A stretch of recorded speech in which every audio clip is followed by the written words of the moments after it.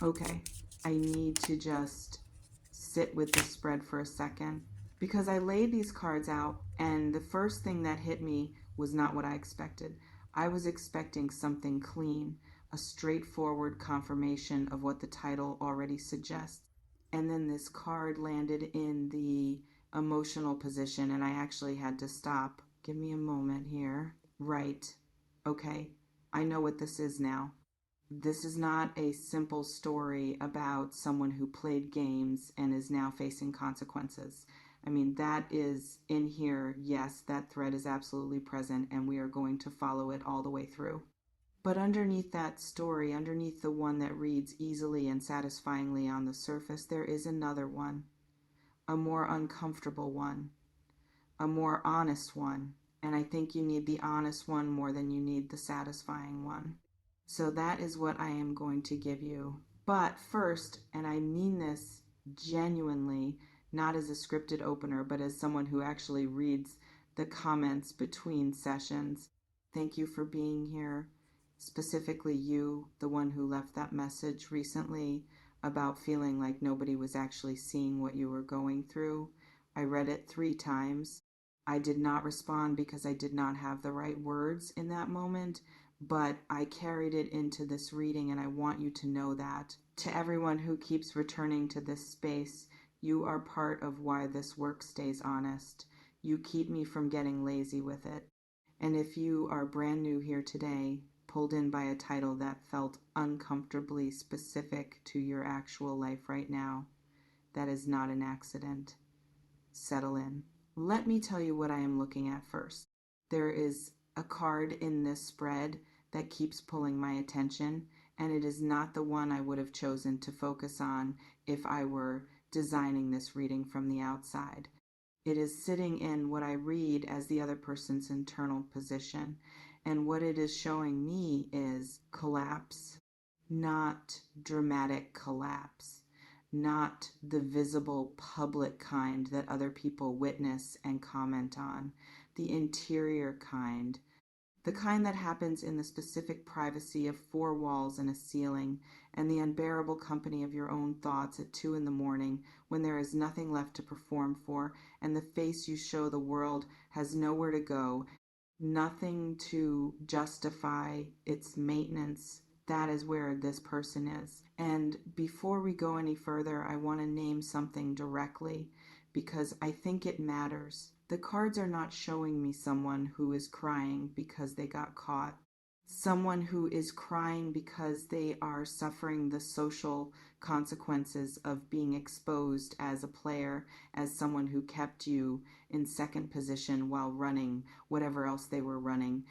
What I am seeing is messier than that and more human than that. This person is crying because something landed, something about the reality of losing you or of having pushed you to the point where the version of you that used to show up for them simply stopped showing up, has landed in them in a way that consequences rarely land in people like this. Consequences usually bounce. People who operate the way this person operated have developed over years and across multiple situations a fairly sophisticated internal apparatus for deflecting consequences, for reframing them, for finding the angle from which the story makes them the reasonable party. That apparatus is not working right now. And I want you to understand why, because the why is the part of this reading that I think is actually useful to you rather than simply emotionally satisfying. Let me pull another card here and see what it adds to this, right? Yes, that makes sense with what I was already feeling. There is something about you specifically, about the particular quality of your presence in this person's life that they fundamentally misread. And this is where I need to be careful with my language because I want to be precise rather than simply flattering. They misread your patience for inexhaustibility. There is a difference between those two things, and it is a significant one. Patience is a chosen posture. It is something a person extends deliberately from a place of genuine care, genuine investment in a connection they believe in. Inexhaustibility is a structural property. It means the resource never runs out, regardless of how it is treated. You were offering patience, they were treating it as inexhaustibility, and so they kept drawing on it, kept taking the warmth without reciprocating in kind, kept placing you in the position of the one who waited, the one who understood, the one who did not make things difficult, the one who was reliably there even when they were reliably somewhere else, emotionally or literally or both. And somewhere in the back of their mind, not fully conscious, not something they would have said out loud or even admitted to themselves in those terms, was the assumption that you would continue to be there. That the patience was structural rather than chosen, that there was no bottom to it. And then they found the bottom. I want to describe what finding the bottom actually looked like from their side, because the cards are being quite specific about this, and I think the specificity matters. It was not one moment. That is the first thing. People tell themselves it was one moment because one moment is easier to process than the alternative, which is a gradual accumulation that has no single identifiable cause and therefore no single identifiable solution. But what I am seeing here is the accumulation version, a series of small registrations that this person kept filing away without fully processing, each one adding a layer of weight to something they were not yet ready to examine. The first time you did not reach out when you previously would have. The quality of your response is changing in a way that was subtle enough to deny, but real enough to feel. The absence of something that used to be reliably present, not a dramatic withdrawal, a quieting, a slight cooling of the temperature of how you were showing up, so gradual that they could not point to the day it started, but could not ignore that something was different. And then something happened. I am not seeing a specific event so much as a specific moment of internal recognition. A moment when this person was in the middle of their ordinary life and something small, something almost inconsequentially small, triggered a realization that had been assembling itself without their permission for weeks. You were actually gone.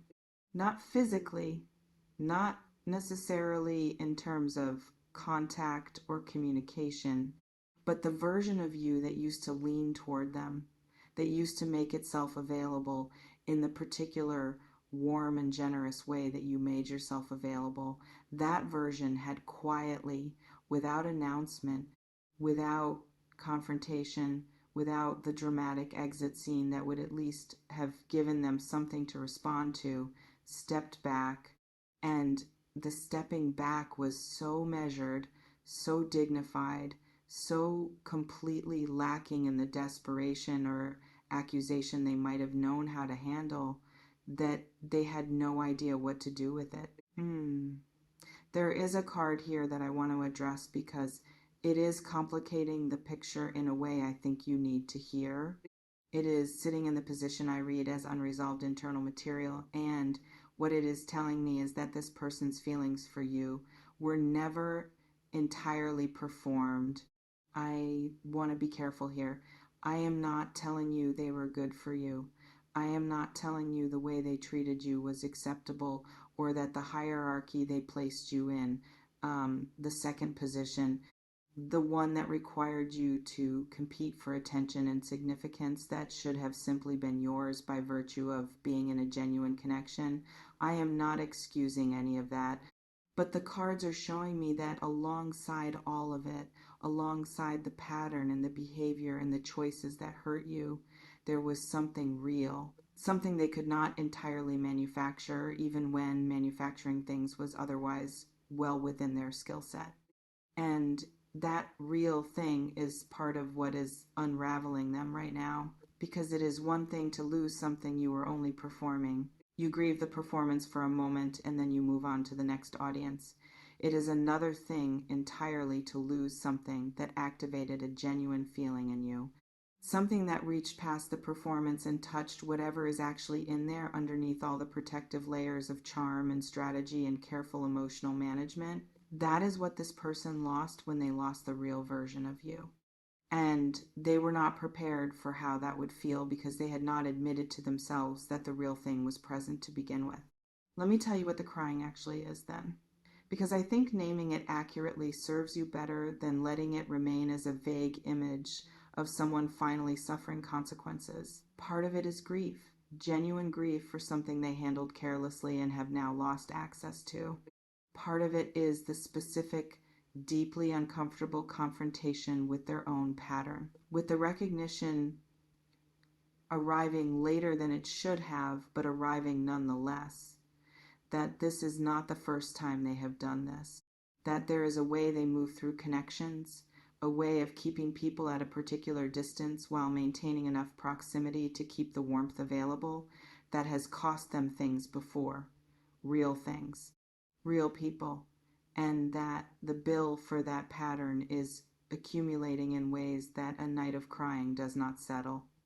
And part of it, the part that the cards are emphasizing most strongly and that I think is most relevant to you specifically, part of it is the bewildering, disorienting experience of having underestimated someone and then watching that underestimation proven wrong in a way you cannot argue with. They underestimated your capacity to actually leave, to actually withdraw the warmth, to actually value yourself enough to stop pouring into a container that was never going to be full because it was not designed to hold what you were offering. And watching you do exactly that, quietly and without drama and with a dignity they did not entirely expect, has confronted them with a version of you that is significantly more formidable than the one they had filed you under in their internal catalog of people.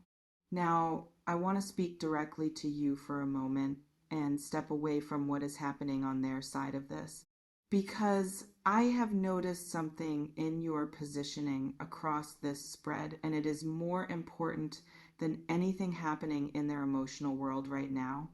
There is a card sitting in your position that I associate with a very particular kind of earned self-possession, not confidence in the performed surface level sense, something older than that and quieter than that. The specific quality of someone who has been through the particular education of being made to feel second best by someone they genuinely chose and who has come out of that experience with a recalibrated understanding of their own value that no amount of flattery or charm could have produced. You learned something about yourself through this, something that required this specific experience to become visible, which is not to say the experience was good or that you should be grateful for the pain of it in some mandatory spiritual sense. You do not have to dress the wound up as a gift, but you are allowed to notice what grew out of it anyway. You know something now that you cannot unknow about what you will accept, about what genuine reciprocity feels like versus the performance of it, about the difference between someone who chooses you and someone who keeps you available as an option while their attention lives elsewhere. You can feel that difference now in a way that goes beyond thought, that lives in the body, that will register as a physical warning before your mind has time to rationalize the signals away. That knowing is yours permanently, and it changes what is available to you going forward in ways that are more significant than any reconciliation or any apology could be. I want to address the question that is probably sitting somewhere in you as you listen to this, because it would be irresponsible of me to ignore it. What do you do with this person now? And the cards are not giving me a clean answer on that, which I think is actually the honest answer. What they are showing me is a fork.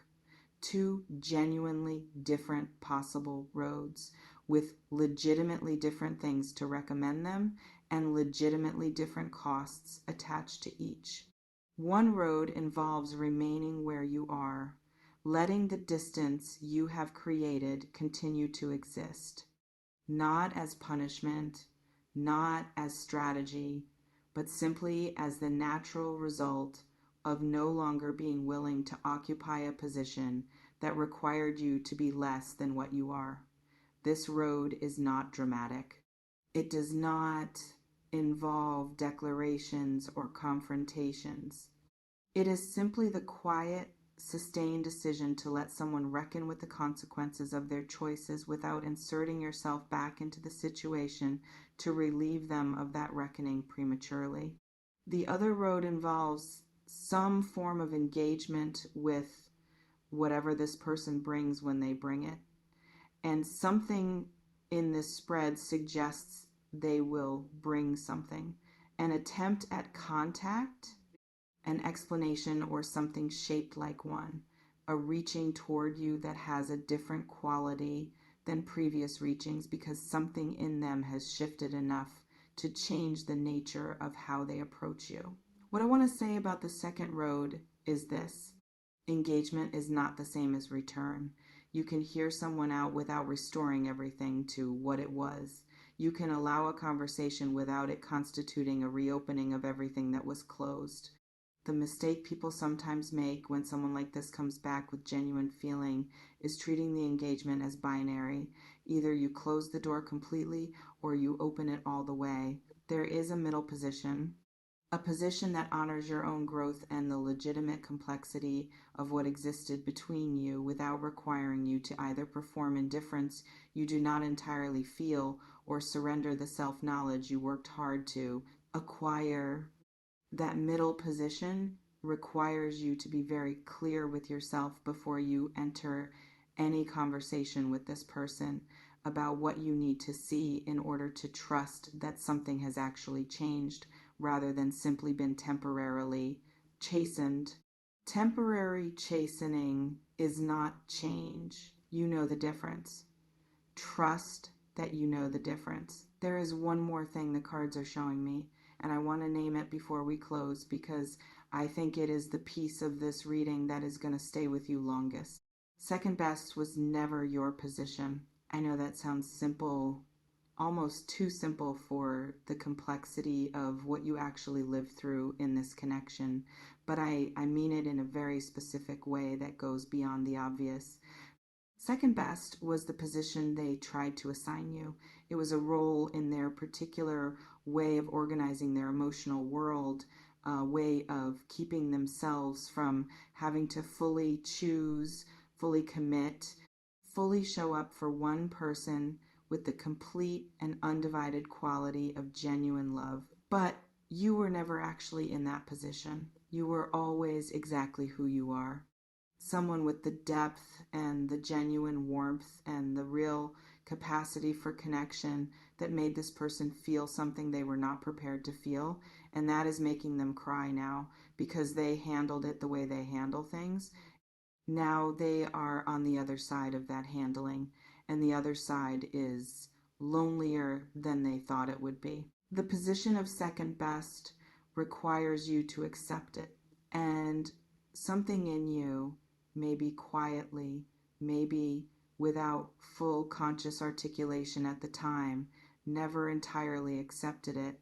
That refusal, that low, persistent, almost subterranean refusal to be fully diminished by someone else's limitations, that is what the cards are pointing at when I look at your position in this spread. It is also what this person, somewhere in the private hours of their crying, is finally beginning to understand. They were up against not someone who could be kept comfortably in second place, someone who was always underneath the patience and the warmth and the genuine care they mistook for unconditional availability. completely and quietly and irreversibly first in their own story. That has not changed. It will not change. And anything or anyone that comes into your life from this point forward is going to have to reckon with that as the opening condition, not the negotiable, adjustable, endlessly patient version of you. The one who knows what first place feels like from the inside, because you have been living there all along. Leave me something in the comments if this reached a specific place in you today. Not a general, this was amazing. Tell me the part, tell me the sentence that made you stop. Tell me what you recognized in yourself that you had not quite put words to before this reading did it for you. Those are the comments I sit with longest. Take care of yourself today, Virgo. You were never second, not for a single moment.